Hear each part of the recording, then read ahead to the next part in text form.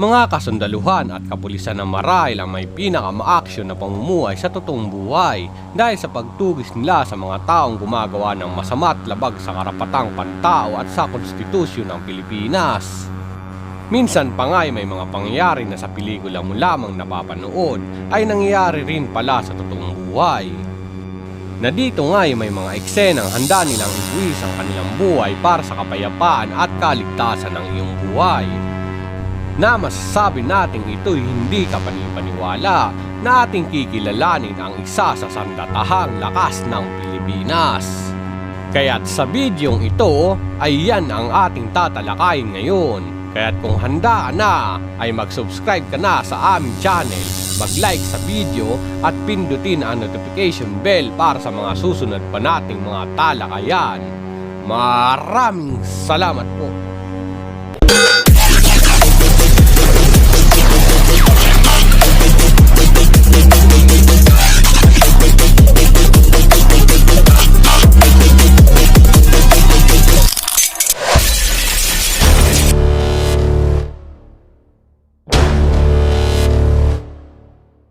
Always outnumber but never outwit. Ang kapulisan sa Pilipinas ay nagsimula ito noong August 18, 1901 sa ilalim ng panunungkulan pa noon Emilio Aguinaldo bilang isang presidente ng Pilipinas na kasagsagan pa noon ng pananakop sa atin ng mga Amerikano.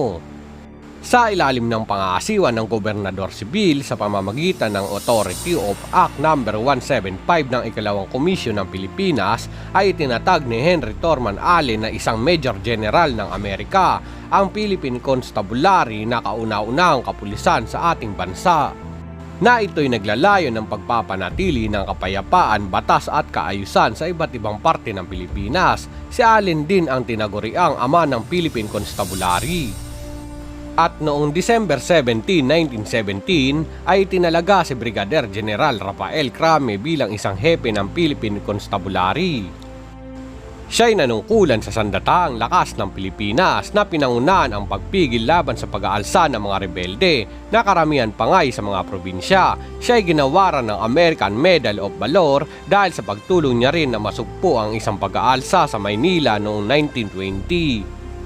Minsan pa nga tinanggihan niya ang nasabing parangal na ito at nagwika na, "Ginawa ko lamang ang aking tungkulin." At pagsapit ng 10 taon sa kanyang panunungkulan ay pumanaw si General Rafael Crame noong January 1, 1927.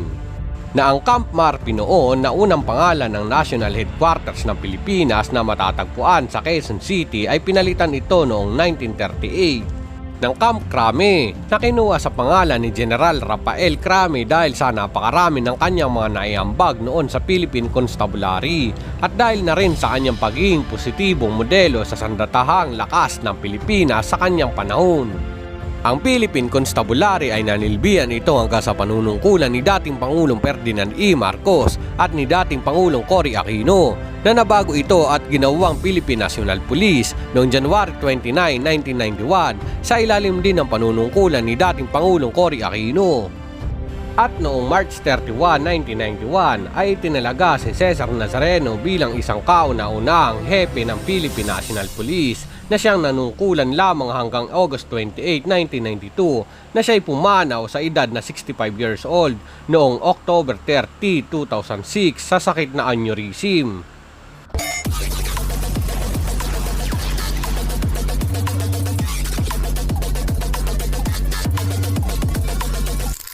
Naalala ko tuloy, noong nag-aaral pa ako ng kolehiyo sa kursong Bachelor of Science in Criminology ayon sa aking profesor na isang retired general, noong panahon daw ni F.P. Marcos ay napakadali lamang daw na makapag-apply bilang isang pulis. Basta't may tapang at lakas ka ng loob, na willing kang matutong humawak at magpaputok ng baril, ay magiging isa ka ng alagad ng batas. Minsan pa nga daw ay ikaw pa mismo ang aalukin ng isang opisyal upang maging isa kang pulis, na kahit janitor sa pampublikong universidad ay maaari ding agad na maging pulis, na ang sahod sa kada buwan daw noon bilang isang pulis ay sumasahod ng 700 pesos. Sapagkat ang palitan ng piso sa dolyar daw noon ay 2 peso lamang, na kung i-convert natin sa dolyar sa panahon ngayon, sabihin na natin 50 ang dolyar sa palitan ng piso. 50 divided by 2 equals 25. 25 times 700 equals 17,500. So, 17,500 pesos ang katumbas ng 700 pesos noon sa Pilipinas. Napakalaki na ng kanyang sahod noon kahalo. At ayon pa rin sa aking profesor, ay nagtaas lang daw ang sahod noon ng mga kapulisan nung si dating Pangulong Cory Aquino na ang nakaupo. Subalit kasabay naman noon ang pagtaas ng dolyar at pagbagsak naman ng piso. Kung noon pala, ay napakadali lamang ang maging isang alagad ng batas. Ngunit sa panahon natin ngayon, ay siya namang hirap na maging isang pulis sapagkat daraan ka muna sa napakaraming pagsubok. Hindi lamang talino at talas ng ating memorya pagkususubukan din dito ang iyong tibay lakas ng loob, physical and mentality. Sa kolehiyo pa lamang ay 4 na taon ang iyong bubunuin upang makapagtapos. Sa board exam ay marapat na ikaw ay kumuha at ito yung maipasa sa ilalim ng Republic Act No. 6506.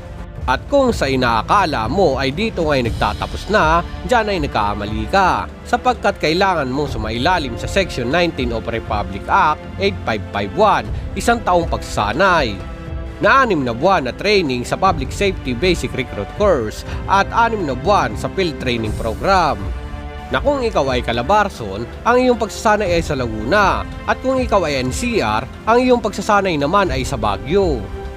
Kung inaakala mo ay dito na nagtatapos ang lahat at ikaw ay mag-iisa ng ganap na pulis, dyan ay nagkamali ka. Sapagkat dito nga'y napakaraming bumabagsak. Nariyan ang neuropsychiatric exam, physical medical dental examination, psychological, NAPOLCOM interview at iba pa.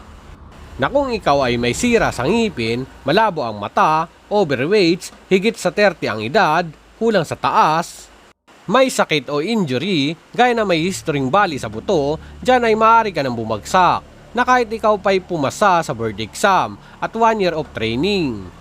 Napakahirap ang pagdaraanan upang maging isa kang ganap na pulis, mga kahalo. May mga nagsasabi nga mga pulis na swertehan lamang daw, dahil kung makapasa ka sa lahat ng iyan, ay maaari ka pa rin hindi makapagpulis. Gaya noong nakarang taon na 4,000 personnel lamang ang kinakailangan tapos 5,000 personnel kayo nag-apply, ay 1,000 personnel diyan ay ibabawas at maaaring ikaw ay mapabilang sa matatanggal sapagkat ito'y nakadepende sa pondo o budget ng ating mga kapulisan na ilalaan ng ating gobyerno. Tapos sa dami at hirap ng iyong mga pinagdaanan na ngayon ikaw ay pulis na, sa uli ikaw ay nang abuso at gumawa ng kalokohan na lahat ng iyong mga pinaghirapan nasayang lang ding lahat, natanggal sa serbisyo, pensyon na sa pagdating ng iyong pagretiro ay magagamit mong financial lifetime. Na mapapakinabangan din sana ng iyong mga mahal sa buhay. Subalit marami pa rin naman mga kapulisan ang maubuti na tapat sa kanilang serbisyo. Katulad na lamang sa police station ng Kogyo Gate 1 ng Antipolo. Ang mga kapulisan diyan ay maubuti at aktibo at tapat sa kanilang tungkulin. Agad ang responde sa oras din kinakailangan. Shoutout po sa kapulisan sa police station ng Kogyo Gate 1 at kay First Rodriguez. Shoutout din sa mga profesor ko noon na hindi ko makakalimutan, Sir Paulite, Sir Rio, Sir Amaro, Sir Nabaira, Sir Maribay, Sir Habagat, Sir Napoleon, Sir Fernandez, kay Sir Nadine, Tol. At sa dalawa kong kaklase noon na best friend ko na naabot nila ang kanilang mga pangarap, Elvin Galion at Emma Amisal. At hayan po mga kahalo. Kung nagustuhan po ninyo ang ating tinalakay ngayon, ay baka po pwede makahingi naman dyan ng like sa ating video, mag-subscribe at pindutin ang notification bell para sa mga susunod pa nating mga talakayan. Maraming salamat po!